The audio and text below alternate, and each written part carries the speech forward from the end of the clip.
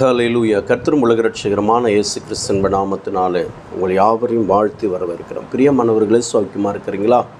இந்த நாளிலையும் கூட நாம் சந்தித்து கொள்ளும்படியாக தேவன் கிருபை செய்திருக்கிறார். கிருபை செய்த தேவனுக்கு கோடான கோடி நன்றி செலுத்துகிறேன். பிரியமானவர்களே,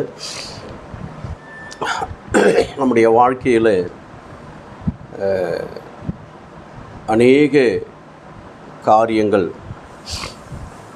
ஆசீர்வாதத்துக்குரிய காரியங்கள், நன்மைக்குரிய காரியங்கள், இதெல்லாம் நமக்கு தேவை என்று சொல்லி நாம் அறிந்திருக்கிறோம். அதை தேடுகிறோம், தேடி ஓடுகிறோம். ஆனால் கர்த்தரை தேடுகிறோமா என்பதை தான் இன்றைக்கு நாம் விளங்கி கொள்ளப் போகிறோம். தேடினால், அவரை தேடினால் கண்டடைவோம் என்று சொல்லி வேதம் சொல்கிறது. சரி, எல்லாத்தையும் தேடணும், ஆனால் ஆண்டவரை தேடாமல் இருக்கிற ஒரு சிலருக்காக இந்த கர்த்தருடைய வார்த்தை. எரேமியா எழுதின தீர்க்க தரிசனத்தின் புத்தகம் 17வது அதிகாரம் 13வது வசனம். இஸ்ரவேலின் நம்பிக்கையாகிய கர்த்தாவே, உம்மை விட்டு விலகுகிற யாவரும் வெட்கப்படுவார்கள். அவர்கள் ஜீவனுள்ள தண்ணீரின் ஊற்றாகிய கர்த்தரை விட்டு விலகி போனபடியால் உம்மை விட்டு அகன்று போகிறவருடைய பெயர் புழுதியிலே எழுதப்படுவதாக. வெட்கப்படுகிறது மாத்திரமல்ல, கர்த்தரை தேடாதவர்கள், அவருடைய பெயர் கூட இந்த பூமியிலே எங்கே எழுதப்படுமா? புழுதியிலே எழுதப்படும் என்று சொல்லி விளங்கி கொண்டு இருப்பீங்கன்னு நினைக்கிறேன். பிரியமானவர்களே, தேவ சமூகத்துக்குள்ளே எதையோ தேடி ஓடுறோம், நாடுறோம், சம்பாதிக்கிறோம், எல்லாம் செய்கிறோம். ஆனால் கர்த்தரை தேடும் பொழுது நமக்கு ரொம்ப வேதனையாக இருக்குது, கசப்பாக இருக்குது இல்லையா? ஆனால் ஆசீர்வாதம் மாத்திரம் வேணும், நன்மை மாத்திரம் வேணும், கிருபை மாத்திரம் வேணும் என்று சொல்லுகிறோம். ஆனால் கர்த்தரை தேடுகிறோமா? தேடுவது கிடையாது. தேடுங்கள், அப்போது கண்டடைவீர்கள் என்று சொன்னார் கர்த்தர். இன்றைக்கி பாருங்கள், காத்திருப்பு நாள் சனிக்கிழமை, நாளைக்கு ஓய்வு நாள். அல்லேலூயா. நாளைக்கு சபைக்கு போகணுன்ற நேரம் நெருங்க என்ன பண்ண போகிறது தெரியலையே, என்னடாதுன்ட்டு அப்படி தலையை பிச்சுக்கிட்டு உட்காந்துட்டு இருப்போம். நாளைக்கு ஏதாவது ஒரு சாக்கு கிடைக்காதா? எங்கேயாவது ஒரு ஃபங்க்ஷன் இருக்காதா? ஏதாவது ஒரு அடையாளமாக அதாவது என்னது அத்தாரிட்டி, அதாவது ஒரு சாட்சியோடு கூட ஒரு காரியம் நடக்காதா அப்படின்னெல்லாம் சொல்லி யோசனை பண்ணிட்டு உட்காந்துட்டு இருப்போம். ஏன்னா சபைக்கு என்ன பண்ண முடியல, போகிறதுக்கு மனது கிடையாது, தேவனை தேடுவதற்கு மனது கிடையாது. அப்படிப்பட்ட பிள்ளைகள் இப்படி தான் யோசிப்பார்கள். ஏன் வரலன்னு கேட்டு போகிறான். திடீர்னு வந்துடுச்சு, திடீர்னு ஆயிடுச்சு, திடீர்னு போயிடுச்சு, திடீர்னு நடந்துடுச்சு, அங்கே ஓடிட்டேன், இங்கே வந்துட்டேன்னு சொல்லி இது ஒரு கூட்டம். இன்னொரு கூட்டம் என்ன தெரியுமா? திமிர்வாதமாகவே நான் போவேன்னா சபையே நடக்காது அப்படின்ற மாதிரி, நான் இல்லைனாக்கா சபையே இல்லைன்ற மாதிரி திமிர்வாதமாக சில கூட்டம்.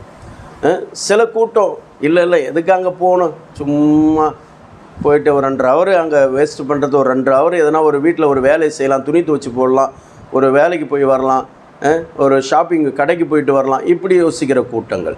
இப்படி பலவிதமான கூட்டங்கள் இருக்கிறது. அந்த கூட்டங்களுக்கு வேதம் என்ன சொல்லுகிறது? வெட்கப்பட்டு போவீர்களாம். வெட்கத்தை அனுபவித்த பின்பு உங்களுடைய பெயர் புழுதிலே எழுதப்படுமா?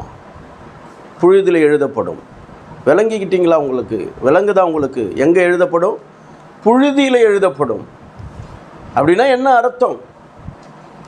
சங்கீதங்களின் புஸ்தகம் 87வது சங்கீதத்தில் ஆண்டவர் சொல்கிறார், இன்னானுடைய பெயர் எழுதப்பட்டிருக்கிறதுன்னு சொல்லி, அதில் கலிகூர் என்று சொல்லி, அதில் பரலோகத்தில் எழுதப்பட்டிருக்கிறதுன்னு சொல்லி.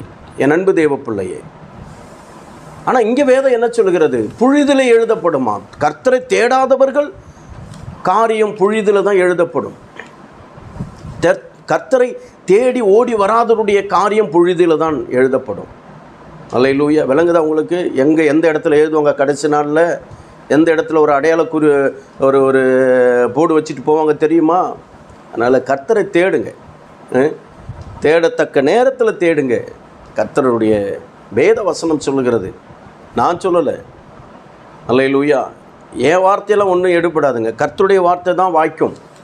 அதனால் தேவ சமூகத்துக்குள்ளே கர்த்தரை தேடுங்க. கர்த்தரை தேடி ஆசீர்வாதத்தை பெறுங்க, நன்மை பெறுங்க, கிருபையை பெற்றுக்கொள்ளுங்க. கிருபா வரங்களை நன்மைகளையும் ஆசீர்வாதங்களை பெற்றுக்கொள்ளுங்க. அது நமக்கு நம்முடைய வாழ்க்கை மாத்திரம் நம்முடைய சந்ததியிலே அது ஆசீர்வாதத்தை கொண்டு வரும். அல்லேலூயா. ஜெபிக்கலாமா?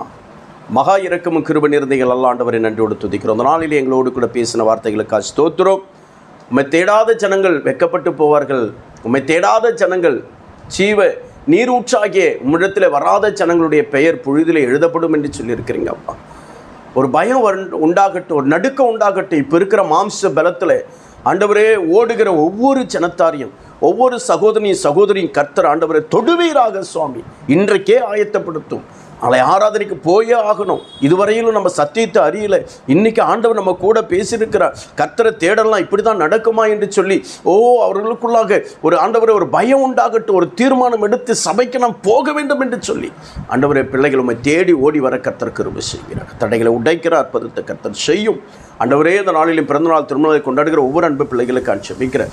ஒவ்வொரு அன்பு பிள்ளைகளும் பிதா குமாரன் பரிசுத்த ஆவியின் நாமத்தில் வாழ்த்தி ஆசீர்வதித்து ஜெபிக்கிறேன். விசேஷமாக புதுப்பாக்கம் கிளை சபையினுடைய ஆண்டவரே மகள் ஆண்டவரே அப்பா ஸ்தோத்திர கிரேசினுடைய இந்த 4வது ஆண்டவரை பிறந்த நாளுக்காக நன்றி செலுத்துகிறோம். பிள்ளையை பிதா குமாரன் பரிசுத்த ஆவியின் நாமத்தினாலே நான் வாழ்த்தி ஆசீர்வதித்து நான் ஜெபிக்கிறேன். கிரேசியை கர்த்தர் ஆசீர்வதிங்க அப்பா. ஆண்டவரே ஒவ்வொரு ஊழியர்களுக்காக ஜெபிக்கிறேன், சபைகளுக்காக ஜெபிக்கிறேன், சபை மக்களுக்காக ஜெபிக்கிறேன். இந்த வார்த்தை கிரியை செய்யட்டும், பெரிய காரியத்தை இயேசுவின் நாமத்தில் ஜெபிக்கிறேன் நல்ல பிதாவே. ஆமென். அல்லேலூயா. கர்த்தர் நம்மை ஆசீர்வதிப்பாராக. ஆமென். கர்த்தருடைய நாமத்துக்கு ஸ்தோத்திரம்.